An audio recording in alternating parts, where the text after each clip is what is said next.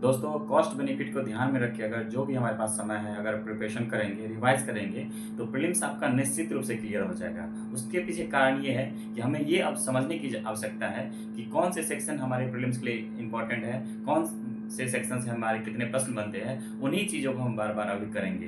Mains की जहाँ तक बात है दोस्तों, जैसे ही हमारा प्रीलिम्स खत्म होगा, उसके बाद हम कंप्लीट रूप से मेंस के लिए भी काम करने वाले हैं। इसके लिए आप लोग निश्चिंत रहिए, जुड़े रहिए इस चैनल से। आपको प्रीलिम्स के बाद मेंस का हम डिटेल्स यहाँ से डिस्कस करेंगे और साथ मिलकर तैयारी करेंगे और आपको वहाँ से काफ़ी फ़ायदा होगा। जो भी समय हमारे पास बचेंगे 3 महीने के आसपास, उसमें आपके हर तरह से मेंस के लिए भी हम यहाँ से काम करवाएँगे।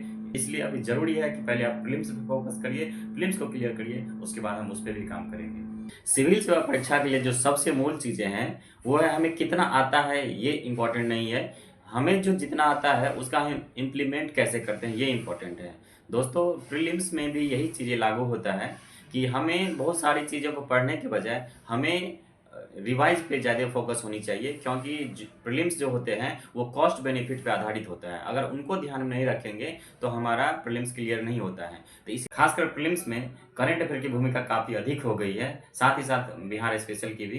तो ऐसे में ज़रूरी हो जाता है कि आप करंट अफ़ेयर काफ़ी बेहतर तरीके से करें, इसको सेक्शन वाइज़ बाँट कर करें। इसके लिए मैंने भी यहाँ से आईआर और साइंस टेक को काफ़ी बेहतरीन तरीके से करवाया है। आपको आने वाले एग्ज़ाम में वहाँ से बिल्कुल प्रश्न देखने को मिल जाएँगे। क्योंकि आपको पता है कि साइंस टेक और आईआर से लगभग 20 क्वेश्चन पूछे जाते हैं, उससे अधिक भी पूछे जा सकते हैं। इसलिए आप लोग चाहें तो यहाँ से भी हेल्प ले सकते हैं। दोस्तों अगर करंट अफ़ेयर और बिहार स्पेशल को कंप्लीट रूप से कर ले तो आपके लगभग 50 प्लस क्वेश्चन यहाँ से बन जाते हैं। आप समझ पाते हैं, अगर आपको 90 कट ऑफ जाता है तो 50 प्रश्न अगर यहाँ से आपको मिल जाते हैं और इसको बहुत ही कम समय में किया जा सकता है। इसलिए ये तरीका आप ज़रूर अपनाएँ, आपको इससे काफ़ी फ़ायदा होगा। इसलिए ज़रूरी होता है कि जो भी चीज़ें हमें आती है उसको हम समय रहते चेक कर लें। हमने जो भी चीज़ें पढ़ी है उसको हम कैसे इम्प्लीमेंट कर सकते हैं, उस आधार पे जो हमारे पास इन्फॉर्मेशन है उस आधार पे हम कैसे प्रश्नों को सॉल्व कर सकते हैं। इसीलिए मॉक टेस्ट लगाना बहुत ज़रूरी हो जाता है। मॉक टेस्ट लगाएँगे तो आपको कई सारी चीज़ें सीखने को मिलती है। एक तो आप अपने आप को जज कर पाते हैं कि अभी आप में कितनी कमियाँ हैं या कितना सारी चीज़ें आप कर पाए हैं, जिसको समय रहते आप क्लियर कर सकते हैं। दूसरी फ़ायदा जो ये होती है कि उसमें नए-नए आपको चीज़ें जानने को मिलता है, नए-नए क्वेश्चन्स जानने को मिलते हैं, नए-नए कंटेंट जानने को मिलते हैं और जो प्रश्नों की प्रवृत्ति है या प्रश्नों की शैली है, उसको आप सीखते हैं।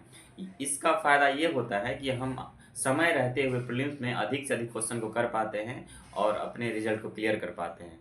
दोस्त इसलिए ज़रूरी हो जाता है कि जितना अधिक हो मॉक टेस्ट लगाएँ। जो भी चीज़ आपने पढ़ी है आप याद रखिए, हमेशा ये याद रखिए कि जो भी प्रश्न बनेंगे उसका आधार वही सारे सोर्सेस होंगे, क्योंकि उसके आगे और कुछ भी नहीं होगा।